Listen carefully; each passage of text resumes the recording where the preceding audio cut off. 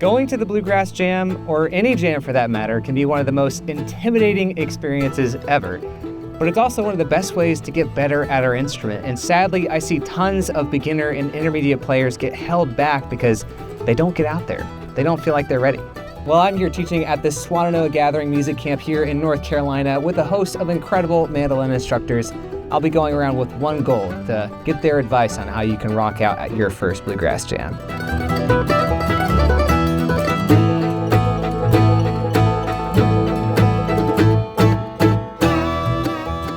So when you get to your first Bluegrass Jam, you can expect to see something like this. A bunch of people sitting in a circle taking turns on these classic bluegrass songs.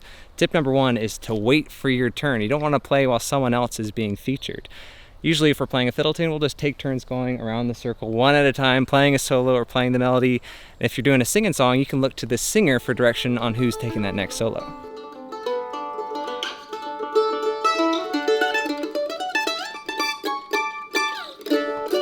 It's Emery Lester. Oh my goodness.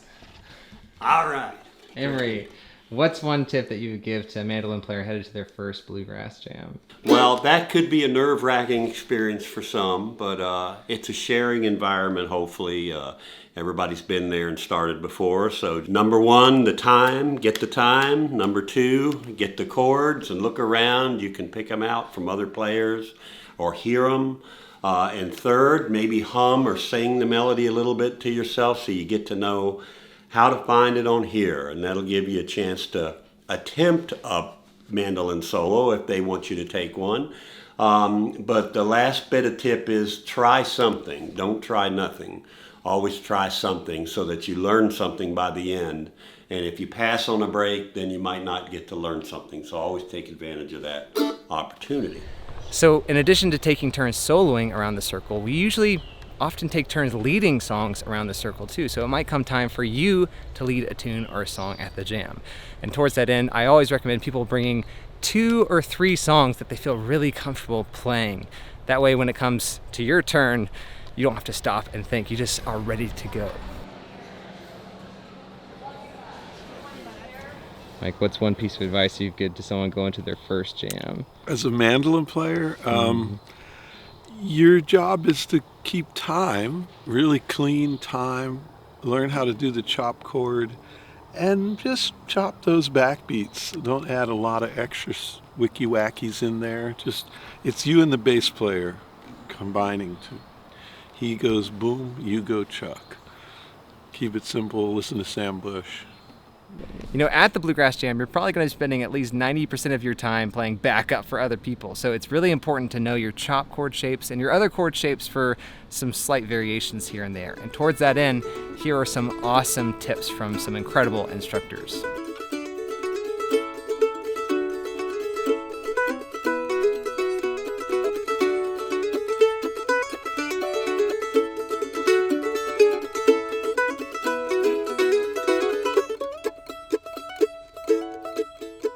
Okay, I thought about this a little bit, and so here's the standard G bluegrass chop, and if you're a beginner and you learn that as your first chord, it's very discouraging. You just want to quit right away. But this workaround, like some people will just play that, or just that, or maybe they'll do that because it's a little easier stretch. But what I would recommend is just going for these bottom notes on the G and D string, and you can finger it however you like. I'll do it like that, and check out the sound difference. It's just as effective, because I think it's better to aim more towards the bass end for your chop anyway. So even if I'm playing that full voicing, so there's your G, C, D, G, and you move them up the neck. And the trick of that 2-note voicing on the bottom strings is making sure you don't let the A and E string sound. So you can kind of lay your fingers over so they get muted a bit, or just strike it on the G, make sure you get the D, and then you're away.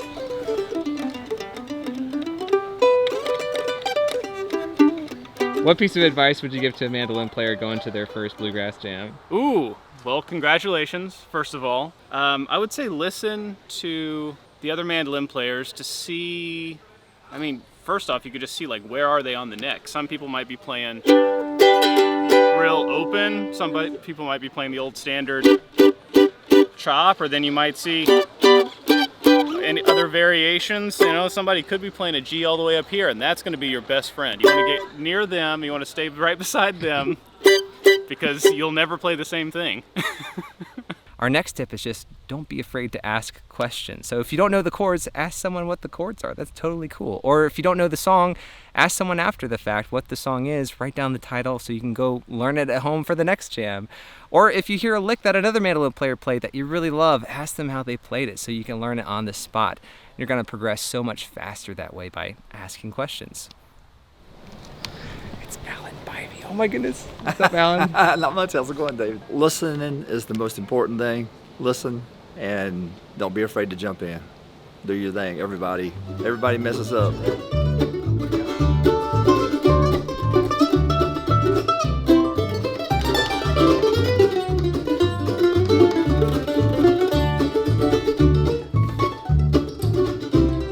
It's so easy to get self-conscious at the jam, speaking from experience, you know, thinking about how well we're playing or what other people are thinking about us.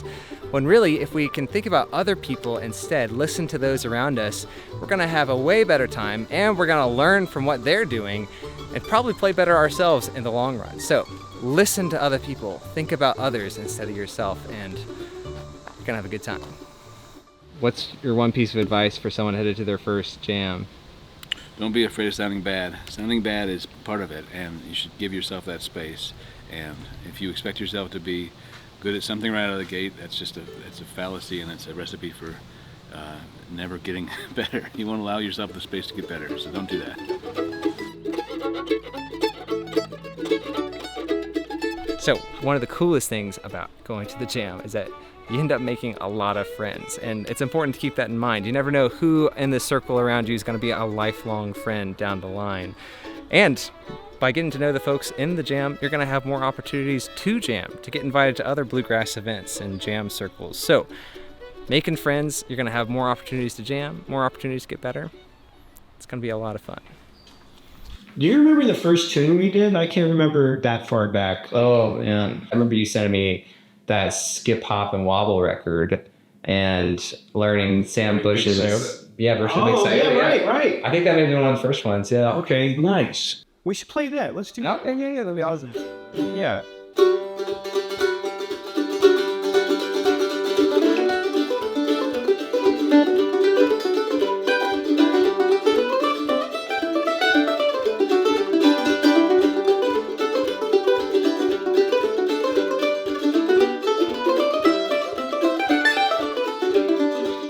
The important thing is to remember that these jam sessions are a friendly group of people that have the same interest as you do, and that are going to welcome you in.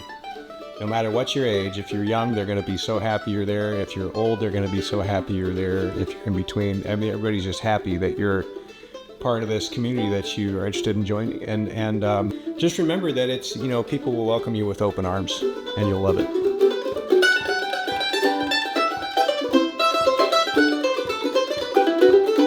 But if you take anything from this video, take this. Don't be afraid to jump in. And if you don't believe me, just listen to some of these amazing mandolin players tell you the same thing.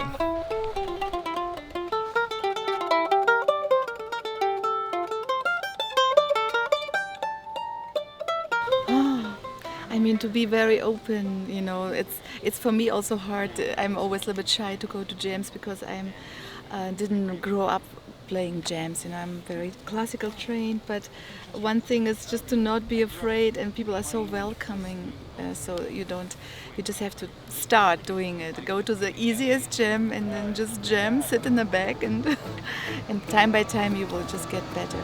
And towards that end, I would just say get out there and jam as much as possible. You know, the more you do it, the less scary it's going to be, and the better you're going to get along the way. And if you're looking for a way to ease into it, plug here for the Swannanoa Gathering, an amazing camp that I grew up going to and learned so much from being here. And now being here as an instructor, I can just see how inspiring it is to be amongst students and instructors alike who just want to get better, who want to make music together in a friendly environment.